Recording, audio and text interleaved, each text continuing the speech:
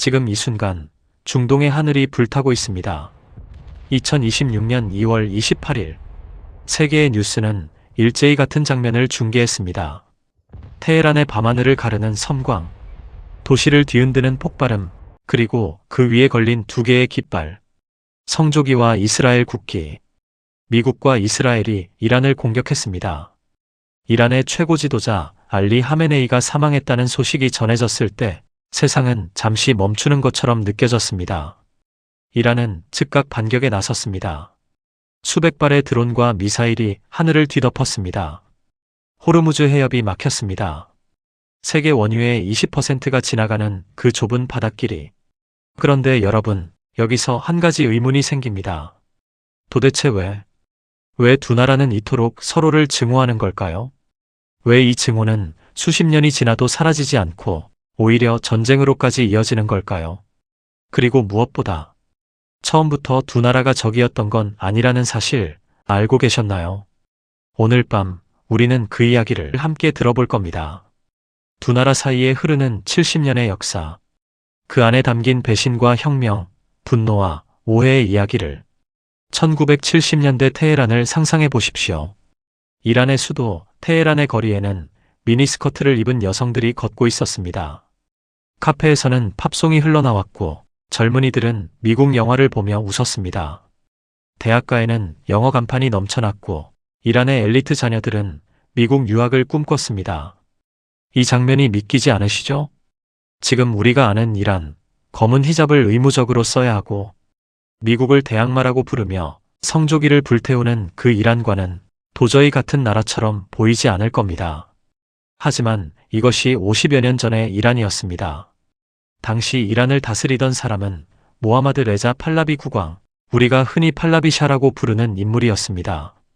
팔라비샤는 이란을 서구식 근대 국가로 바꾸려 했습니다. 그는 백색혁명이라는 이름의 개혁 프로그램을 밀어붙였습니다. 여성에게 선거권을 주고 농지개혁을 단행하고 문맹 퇴치 운동을 벌였습니다. 그리고 이 모든 과정에서 미국은 이란의 든든한 후원자였습니다. 당시 이란은 미국에게 단순한 동맹이 아니었습니다. 중동의 심장부에 위치한 이란은 소련의 남하를 막는 가장 중요한 방어선이었습니다. 석유가 풍부했고 페르시아만을 통제할 수 있는 전략적 요충지였습니다. 미국은 이란을 중동의 경찰로 키우려 했습니다. 팔라비샤에게 최첨단 무기를 팔고 CIA 요원들이 이란 비밀 경찰 사바크를 훈련시켰습니다. 이란 군인들은 미국에서 훈련을 받았고 두 나라의 군 수뇌부는 서로를 형제처럼 여겼습니다. 팔라비샤가 미국을 방문하면 닉슨 대통령이 직접 영접했습니다. 지미 카터 대통령은 테헤란을 방문해 이란을 안정의 섬이라고 칭찬했습니다. 1977년 12월의 일이었습니다. 그런데 바로 그 다음에 모든 것이 무너지기 시작했습니다. 어떻게 이런 일이 벌어진 걸까요? 그 답을 찾으려면 우리는 시간을 훨씬 더 거슬러 올라가야 합니다. 1953년으로. 그리고 거기서 우리는 이 모든 비극의 씨앗을 발견하게 됩니다. 한 남자가 있었습니다. 이름은 모하마드 모사데크. 1951년 그는 이란의 총리가 되었습니다. 머리가 벗겨지고 몸이 야위었으며 가끔은 의회 연설 도중 실신하기도 했습니다. 겉으로 보면 약해 보이는 노인이었습니다. 하지만 이란 국민들은 그를 열렬히 사랑했습니다. 왜냐하면 그는 감히 영국에게 노라고 말한 최초의 이란 지도자였기 때문입니다. 당시 이란의 석유는 영국이 지배하고 있었습니다. 영국과 이란의 석유회사 AIOC, 지금의 BP가 이란 땅에서 뽑아낸 석유로 막대한 이익을 거두면서 이란에는 그 수익의 극히 일부만 돌아왔습니다. 모사데크는 의회 연설에서 이렇게 외쳤습니다. 이 나라의 석유는 이란 국민의 것입니다. 1951년 5월 이란 의회는 석유 국유화를 의결했습니다. 세계가 충격에 휩싸였습니다. 영국은 분노했습니다. 이란에 대한 경제 봉쇄를 선언하고 이란 석유를 사는 나라는 누구든 외교적 보복을 받게 될 것이라고 경고했습니다. 이란의 경제는 서서히 질식해갔습니다. 그리고 영국은 미국을 찾아갔습니다. 모사데크는 공산주의자입니다. 소련과 손잡을 겁니다. 막아야 합니다. 1953년 냉전의 한복판에서 아이젠하워 대통령과 미국 CIA는 결단을 내렸습니다. 작전명 아작스. 비밀 작전이 시작되었습니다. CIA 요원 커밀 루스벨트. 그렇습니다. 시어도어 루스벨트 전 대통령의 손자가 이란에 잠입했습니다. 그는 돈을 뿌렸습니다. 신문 편집장들, 성직자들, 군 장교들, 깡패 조직까지. 테헤란 거리에 폭동이 일어났습니다. 모사데크는 공산주의자라는 소문이 퍼졌습니다. 의회는 흔들렸습니다. 1953년 8월 19일 이란 군부가 쿠데타를 일으켰습니다. 모사데크는 체포되었습니다. 해외로 망명했던 팔라비샤가 돌아왔습니다. 테헤란의 거리에는 그를 환영하는 군중이 넘쳤습니다. 하지만 그 군중 중 일부는 CIA가 돈을 주고 동원한 사람들이었습니다. 모사데크는 3년 동안 군사재판을 받은 뒤 가택연금 상태로 생을 마쳤습니다. 그는 끝까지 자신의 정원에서 혼자 죽었습니다. 그리고 이 사건은 이란인들의 가슴 속에 지워지지 않는 불씨를 심어놓았습니다. 미국은 우리의 민주주의를 빼앗았다. 이후 수십 년 동안 팔라비샤의 비밀경찰 사바크는 민주화 운동을 탄압하고 지식인들을 고문하고 반대파를 처형했습니다. 이란 국민들은 그 배후에 미국이 있다고 믿었습니다. 사실이었습니다. 2013년 미국 국무부는 마침내 공식 문서를 공개했습니다. 1953년 이란 쿠데타에 미국이 개입했다는 것을 60년 만에 공식 인정이었습니다. 하지만 역사의 상처는 그렇게 쉽게 아물지 않습니다. 특히 그 상처 위에 또 다른 상처가 겹겹이 쌓였을 때는 말이죠. 1970년대 말 이란의 표면은 번쩍이고 있었습니다. 테헤란에는 고층 빌딩이 올라갔고 석유 수입으로 나라는 풍요로워 보였습니다. 팔라비샤는 키루스 대왕의 후계자를 자처하며 이란을 위대한 문명으로 이끌겠다고 선언했습니다. 하지만 번쩍이는 표면 아래에는 부글부글 끓어오르는 분노가 있었습니다. 이란 국민들은 두 가지 이유로 화가 나 있었습니다. 첫째, 불평등이었습니다. 석유의 부는 소수의 엘리트에게 집중되었습니다. 팔라비 왕가와 그 측근들은 상상할 수 없는 호화로운 삶을 살았지만 농촌과 도시 빈민층은 갈수록 가난해졌습니다. 둘째, 억압이었습니다. 비밀 경찰 사바크는 어디에나 있었습니다. 누군가의 말 한마디가 엿들렸다 싶으면 그 사람은 다음날 아침 사라질 수 있었습니다. 지식인들은 침묵했고 종교 지도자들은 감시받았습니다. 이런 분위기 속에서 한 목소리가 점점 크게 울려 퍼지기 시작했습니다. 이라크 망명지에서 카세트 테이프를 통해 전해지는 목소리. 루홀라 호메이니. 이슬람 신학자 호메이니는 팔라비샤를 격렬하게 비난했습니다. 그의 목소리는 이란 전역의 모스크에서 흘러나왔습니다. 사람들은 비밀리에 그 테이프를 복사해서 나눠 들었습니다. 1978년 시위가 시작되었습니다. 처음에는 소규모였습니다. 그러나 정부의 무력 진압으로 시위대가 죽어나갈 때마다 더 많은 사람들이 거리로 나왔습니다. 이슬람 전통에서 죽은 자를 40일후 추모하는 관습 때문에 40일마다 새로운 추모 집회가 열렸고 그 집회는 또 다른 시위로 변했습니다. 물결은 파도가 되었습니다. 1979년 1월 팔라비샤는 결국 이란을 떠났습니다. 겉으로는 휴가라고 했지만 모두가 알았습니다. 그가 돌아오지 않을 것을. 2월 호메이니가 돌아왔습니다. 14년 만에 테헤란 공항에 수백만 명이 몰렸습니다. 사람들은 눈물을 흘리며 그를 맞이했습니다. 이맘이 돌아오셨다. 이슬람 공화국이 선포되었습니다. 미국 대통령 지미 카터는 당혹스러웠습니다.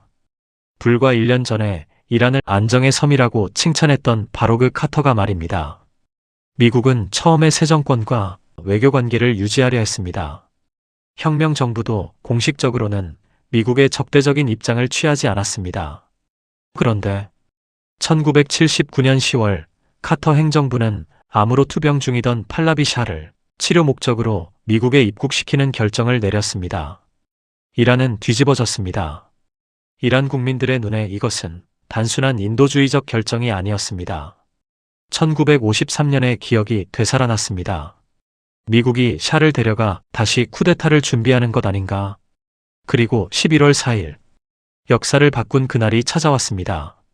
1979년 11월 4일 아침, 이란 대학생들 수백 명이 테헤란 주재 미국 대사관 담장을 넘었습니다. 그들은 스스로를 이맘의 노선을 따르는 학생들이라 불렀습니다. 대사관 직원 52명이 인질로 잡혔습니다. 처음에 호메이니는 이 사건을 예상하지 못했습니다. 하지만 거리의 함성을 듣고 국민들의 열기를 느끼면서 그는 이 사건을 지지하기로 결정했습니다. 이것은 제1의 혁명보다 더 위대한 혁명이다. 미국은 경악했습니다. 외교관이 인질로 잡힌다는 것은 국제법 위반이었습니다. 전 세계가 이란을 규탄했습니다. 카터 대통령은 압박을 받았습니다. 경제 제재를 단행하고 이란 자산을 동결하고 외교적 압박을 가했습니다. 하지만 인질들은 돌아오지 않았습니다. 카터는 결국 군사작전을 결정했습니다. 1980년 4월 미국 특수부대가 이란으로 침투했습니다. 작전명 독수리 발톱. 그런데 사막에서 헬리콥터들이 연달아 고장났습니다. 모래 폭풍이 불었고 2대의 헬리콥터가 충돌해 미군 8명이 사망했습니다. 작전은 비참하게 실패로 끝났습니다. 전 세계가 미국을 비웃었습니다. 소련은 환호했습니다. 이란인들은 이것을 신의 뜻이라고 믿었습니다. 444일 동안 인질들은 그곳에 갇혀 있었습니다. 미 외교관들은 눈을 가린 채 거리에 세워지고 카메라 앞에서 수치를 당하고 독방에 갇혀 고문에 가까운 심리적 압박을 받았습니다. 미국 국민들은 매일 뉴스를 통해 이 장면을 지켜봤습니다. 분노가 쌓이고 또 쌓였습니다. 인질들은 1981년 1월 20일에야 풀려났습니다. 공교롭게도 지미 카터가 대통령직을 떠나고 로널드 레이건이 취임하는 바로 그날이었습니다. 미국인들은 카터를 용서하지 않았습니다. 그는 재선에 실패했습니다. 이 444일은 미국인들의 마음에 이란에 대한 씻을 수 없는 감정을 새겼습니다. 수치, 분노, 그리고 복수심. 그리고 이란에서는 인질 사태는 이슬람 혁명 정부를 공고히 하는데 결정적인 역할을 했습니다. 외부의 적이 있을 때 내부의 반대 목소리는 잦아드는 법입니다. 하지만 444일의 대가는 컸습니다. 이란은 국제사회에서 완전히 고립되었습니다. 경제 제재가 본격화되었습니다. 그리고 곧 이란은 훨씬 더 큰 위협을 마주하게 됩니다. 바로 이웃나라 이라크에서 1980년 9월 22일 이라크의 독재자 사담 후세인이 이란을 침공했습니다. 이란 혁명으로 군이 약해진 틈을 노렸습니다. 쉽게 이길 것이라 생각했습니다. 하지만 이란은 무너지지 않았습니다. 전쟁은 8년 동안 이어졌습니다. 이 전쟁에서 두 나라를 합쳐 100만 명 이상이 죽었습니다. 제1차 세계대전 이후 최대 규모의 지상전이었습니다. 그런데 이 전쟁에서 미국은 무엇을 했을까요? 공식적으로는 중립이었습니다. 하지만 실제로는 이라크를 지원했습니다. 사담 후세인에게 위성 정보를 제공했습니다. 이란군의 위치, 이동 경로, 방어 배치. 그리고 더 충격적인 것은 이라크가 화학 무기를 사용할 때도 미국은 눈을 감았습니다. 1988년 이라크는 화학 무기로 쿠르드족 민간인 수천 명을 학살했습니다. 할라브자 학살 사건으로 어른, 아이 할 것 없이 거리에서 쓰러져 죽었습니다. 미국은 공개적으로 이 사건을 규탄하지 않았습니다. 이란에게 이것은 두 번째 배신이었습니다. 1953년에 이어 또다시 미국이 이란의 적을 지원했습니다. 전쟁은 1988년 휴전으로 끝났습니다. 하지만 끝나지 않은 것이 있었습니다. 이란의 가슴속에 박힌 가시. 미국은 결코 우리 편이 아니다.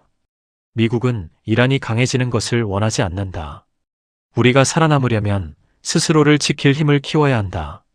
그리고 이 생각이 이란을 핵 개발의 길로 이끌었습니다. 이란이 핵 개발에 관심을 갖기 시작한 것은 사실 오래전 일입니다. 아이러니하게도 그 시작은 미국이었습니다. 1957년 아이젠하워 대통령의 평화를 위한 원자력 프로그램 아래 미국은 팔라비샤에게 핵기술을 지원했습니다. 민간 용도라는 명목으로. 그로부터 20여 년이 흐른 뒤 이란은 이 기술을 스스로 계승했습니다. 이란 정부는 줄곧 주장합니다. 우리의 핵 개발은 오로지 평화적 목적을 위한 것이다. 에너지 자립을 위한 것이다. 미국과 이스라엘은 믿지 않습니다. 이란은 핵폭탄을 만들려 한다. 이스라엘을 지도에서 지우겠다고 말한 나라가 진실은 그 어딘가에 있을 겁니다. 2002년 이란의 비밀 핵시설 존재가 폭로되면서 국제사회는 발칵 뒤집혔습니다. 유엔 안보리는 이란의 핵 프로그램을 중단하라는 결의안을 채택했습니다. 미국과 유럽은 강력한 경제 제재를 단행했습니다. 이란 경제는 타격을 받았습니다. 화폐 가치가 폭락했습니다. 물가가 치솟았습니다. 젊은이들의 일자리가 사라졌습니다. 하지만 이란은 굽히지 않았습니다. 2015년 오바마 행정부가 역사적인 협상에 성공했습니다. 이란 핵합의. 이란이 핵 개발을 제한하는 대신 경제 제재를 완화한다는 내용이었습니다. 전 세계가 안도의 한숨을 쉬었습니다. 하지만 2018년 트럼프 대통령은 최악의 협상이라며 이 합의에서 일방적으로 탈퇴했습니다. 이란은 핵 개발을 다시 가속화했습니다. 2025년 이스라엘과 미국은 이란의 핵시설을 공습했습니다. 그리고 2026년 2월 28일 우리가 뉴스에서 보고 있는 그 전쟁이 시작되었습니다. 다시 현재로 돌아오겠습니다. 2026년 3월 지금 이 순간 이란의 새 최고 지도자 모즈타바 하메네이는 선언했습니다. 호르무즈 해협 봉쇄라는 지렛대를 계속 활용하겠다. 세계 원유의 20%가 지나가는 그 바닷길이 막혔습니다. 유가가 치솟고 주식시장이 흔들리고 세계 경제가 떨고 있습니다. 이란 국민들은 어떻게 생각할까요? 전쟁이 시작되자 테헤란에서 수십만 명이 피난을 떠났습니다. 식료품 가격이 하루가 다르게 올랐습니다. 밤마다 하늘에서 폭발음이 들렸습니다. 그런데 흥미로운 것은 이란 국민들 중 일부는 이 전쟁을 반기기도 했습니다. 국제사회의 간섭이 자신들을 억압해온 정권을 무너뜨려 주기를 바라면서 수십 년 동안 반미 슬로건을 외쳐온 이란 정부 아래에서 정작 이란 젊은이들은 서구 문화를 동경했습니다. VPN으로 인스타그램을 쓰고 몰래 넷플릭스를 보고 히잡 착용 의무에 저항했습니다. 2025년 말부터 이어진 대규모 반정부 시위는 바로 그 이란 국민들의 목소리였습니다. 경제적 고통과 정치적 억압에 지친 사람들의 이것이 역사의 역설입니다. 미국과 이란 정부는 40년이 넘도록 서로를 증오해왔지만 정작 이란의 평범한 시민들은 그 증오의 틀 밖에서 서로 다른 꿈을 꾸고 있었습니다. 지금 이 전쟁은 어디로 흘러갈까요? 미국은 목표가 무엇이냐는 질문에 명확한 답을 내놓지 못하고 있습니다. 트럼프 대통령은 뼛속까지 느낄 때 끝날 것이라고 했습니다. 이란은 영구적 전쟁 종료만 수용하겠다고 했습니다. 두 나라가 다시 대화 테이블에 앉을 수 있을까요? 역사는 말합니다. 어떤 전쟁도 영원히 계속되지는 않는다고. 하지만 또 역사는 말합니다. 한번 새겨진 증오는 세대를 넘어 전해진다고. 1953년의 쿠데타가 1979년의 혁명을 낳았고 1979년의 인질 사태가 40년의 제재를 낳았고 그 제재가 이란의 핵 야망을 키웠고 그것이 지금의 전쟁으로 이어졌습니다. 마치 나선형 계단처럼 두 나라는 서로를 향한 증오의 계단을 한 칸씩 내려오고 있었습니다. 그리고 지금 가장 아래 어두운 곳에 와 있습니다. 오늘 우리는 긴 이야기를 함께 들었습니다. 1953년 CIA의 쿠데타부터 1979년의 혁명, 444일의 인질 사태, 이란과 이라크 전쟁과 미국의 이중적 태도, 핵 개발을 둘러싼 갈등, 그리고 지금 이 순간 계속되고 있는 전쟁까지. 이 모든 이야기를 들으며 여러분은 어느 쪽이 옳다고 느끼셨나요? 미국인가요? 이란인가요? 어쩌면 그것이 잘못된 질문일지 모릅니다. 한쪽만 옳고 한쪽만 나쁜 전쟁은 없습니다. 적어도 역사를 조금 더 깊이 들여다보면 그렇습니다. 미국에게 이란은 자신들의 외교관을 444일 동안 인질로 잡은 나라입니다. 중동의 친미 정권들을 위협하는 나라입니다. 핵무기를 만들려 하는 나라입니다. 이란에게 미국은 자신들의 민주주의를 빼앗은 나라입니다. 25년 동안 폭압적인 왕을 지원한 나라입니다. 자신들의 적에게 화학무기 사용을 눈감아준 나라입니다. 두 나라 모두 자신들이 피해자라고 믿고 있습니다. 그리고 어떤 의미에서는 둘 다 틀리지 않았습니다. 역사의 비극은 이렇습니다. 상처받은 자가 또 다른 상처를 주고 그 상처가 또 다른 증오를 낳고 그 증오가 또 다른 폭력을 부릅니다. 끊어낼 용기 없이는 이 사슬은 계속됩니다. 지금 이 시간에도 테헤란에서는 누군가의 집 위로 폭탄이 떨어지고 있습니다. 워싱턴에서는 정치인들이 전쟁의 명분을 논의하고 있습니다. 그리고 평범한 이란의 부모들은 자녀들을 안고 지하실에 숨어 있습니다. 역사는 언제나 위에서 결정되고 아래에서 피 흘립니다. 오늘 밤 잠들기 전에 이 질문을 가슴속에 담아두시길 바랍니다. 우리는 역사를 어떻게 기억해야 할까요? 그리고 역사를 기억하는 것이 오늘 우리가 할 수 있는 가장 작지만 가장 중요한 일은 아닐까요? 오늘도 밤하늘 서재를 찾아주셔서 감사합니다. 어두운 밤, 이 이야기가 여러분의 마음속에 작은 별 하나를 밝혀드렸기를 바랍니다. 편안한 밤 되십시오.